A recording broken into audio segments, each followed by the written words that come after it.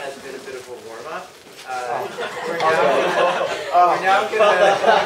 We're now going to start dealing with like real public policy issues rather than just sort of like technical stuff that you need to know in order to think about them. In particular, we'll start talking about market failures and their solutions. So we'll go through the idea of an externality, which is a missing market price, and means some social cost or benefit is ignored that should be taken into account. And we'll talk about why, to solve these, the intervention should be targeted as specifically as possible at the problem that it's trying to address, rather than at something that's obliquely related to it. By the way, all the lectures are now up to date online, so if you guys want to review them, they're all online, up to date.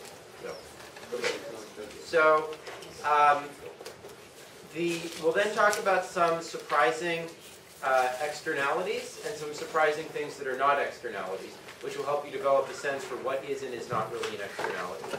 We'll talk about pecuniary externalities and what are called internalities, which are externalities within a person. We'll then talk about public policy solutions to externalities, Pavilion taxes, cap and trade, and the legal system.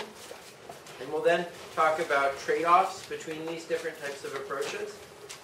We'll then turn to Stigler's Coase theorem and private bargaining solutions to externalities.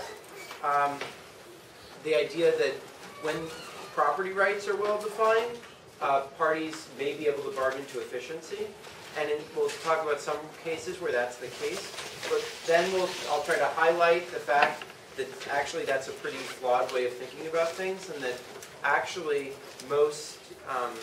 in most cases, private parties don't really have enough information to bargain to efficiency, and that even if they did, that the intervention wouldn't make things worse. And that in fact, much of the reason why we think things are externalities is because the private people don't have the information, and you need some sort of a government intervention to collect the right information. So, why did we find that the market mechanism worked so well in our lectures on perfect competition and so forth? Well, the basic reason is, if I want to eat more fancy dinners, I have to pay for that. Right? Anytime I want something, I have to pay for that. And anytime I do something that helps other people, like help build a table or build a bridge, I get paid for that. Right? So every time I impose a cost on other people, I pay the opportunity cost to them of that. And every time I bring a benefit to people, I get paid for that. And this principle is called payments in accordance with product. Whatever consequences I have for other people is what I have to pay or get paid. And anytime this fails to happen, anytime there's a cost for which I don't have to pay, or a benefit for which I don't get paid, we say that there's an externality to it. There's a missing price. Because it's external to the price system. So that's what an externality means. And Patrick, Lou? Patrick? Yeah. What are some examples of externalities? Pollution. Yeah, pollution's a great example. Or playing loud music that drives your neighbors crazy. Building a beautiful building that everyone likes to look at. Generating new ideas that other people can use. Crime. All these things are externalities, positive or negative. So a simple example is smoking. So imagine that there's 100,000 people in downtown Chicago each day, and 10% are smokers, and it's worth to each of them 3s minus s squared dollars to smoke s cigarettes. And cigarette price is $1 before they impose a tax. How much will the smokers smoke? Reping. Reping, what's your name? Leo. Leo, what's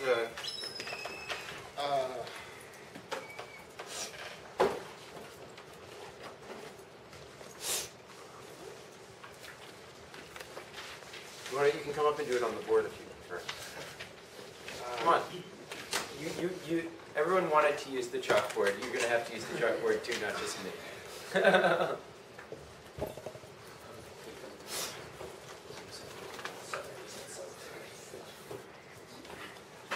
So, it's worth to each guy 3 S minus S squared to smoke S cigarettes, and the price is $1. How much are they going to smoke?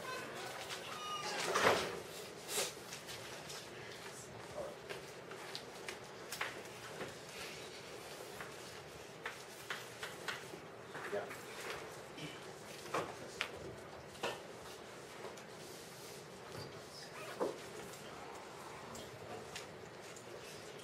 What's the marginal value that they get? So if this is the total value they get from smoking S, what's the marginal value that they get?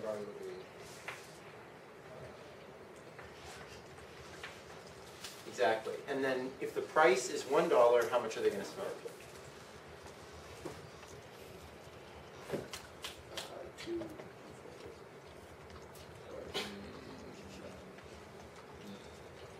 Okay, so you said the marginal value equal to the price, right?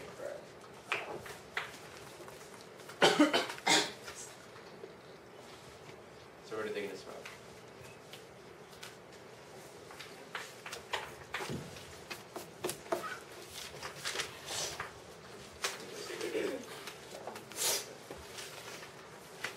So it's 10, right? Yeah, that's right. Well done, man. So they're going to smoke 10 cigarettes, right? Now imagine that the other 90% of people who aren't smoking get a disutility of 1 over $100,000 from each cigarette that's smoked. What would be the socially optimal amount of smoking? Songping? What's the socially optimal amount of smoking? So you have to find. You can do it on the chalkboard if you want.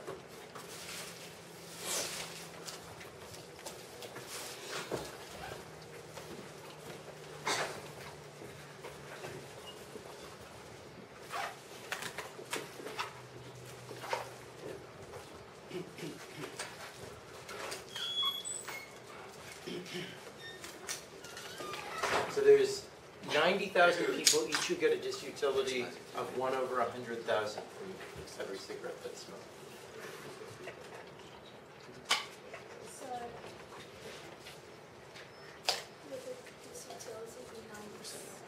Yeah, that's right.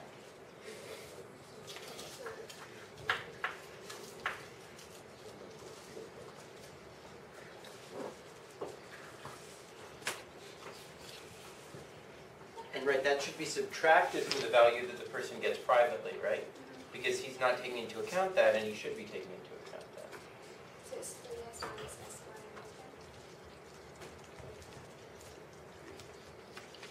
squared. Well, you could just do it with the marginal values, right? Because the marginal cost to everyone of 1 more cigarette being smoked is always 90 cents, so you could just subtract that from there.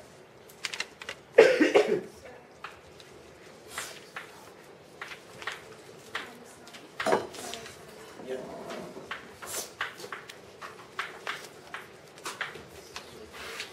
Yeah.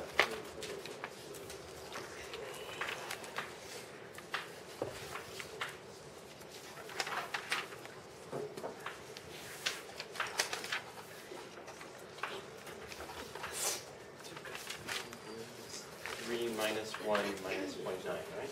1.1, that's right.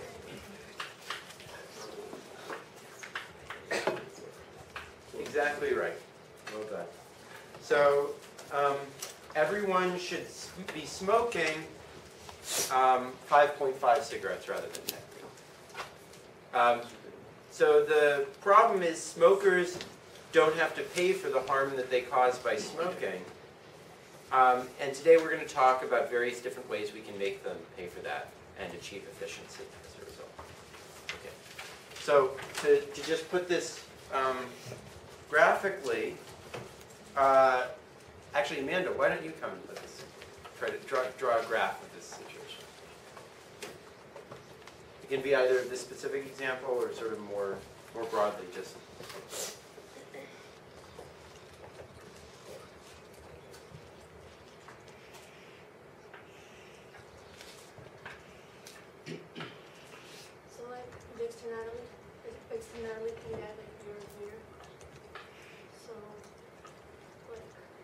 So what are those two curves? You're drawing the right thing, but just to explain what those two curves are. Like, in a sense, supply and demand. Or you could call them, this is the marginal social cost, external cost of the externality, right? This is the cost to people other than the people involved, and this is the private benefit, Okay. right? Because this could combine supply and demand. It's the difference between supply and demand, basically. Okay. And then, like, the externality would be... Yeah, that's exactly right. That's exactly right.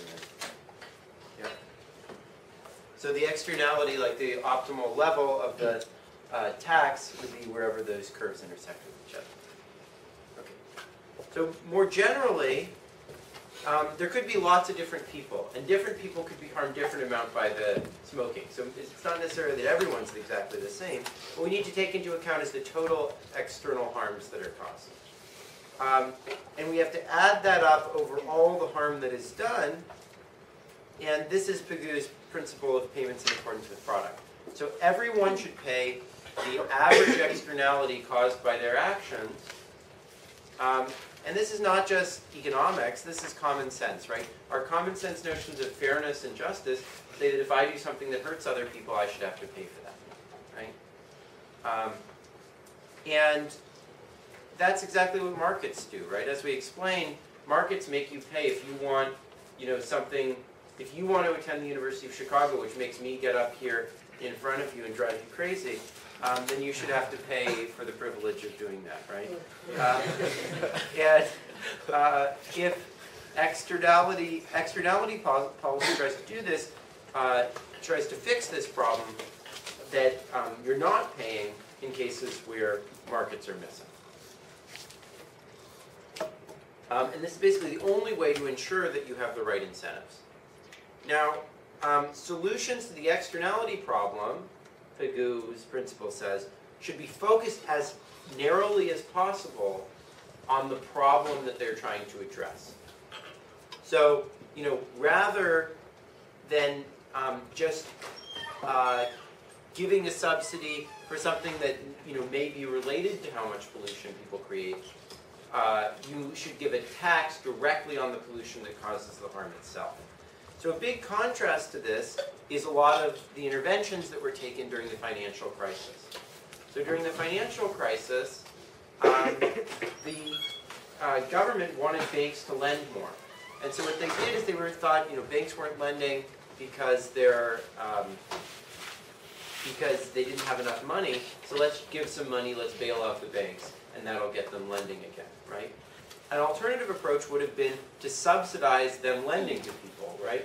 That would have been giving money for doing the thing that is valued. Another example of this is that a lot of economists have advocated, in order to try to get the economy going again, in order to get people spending more money and employing more people, just giving tax breaks to companies or to individuals.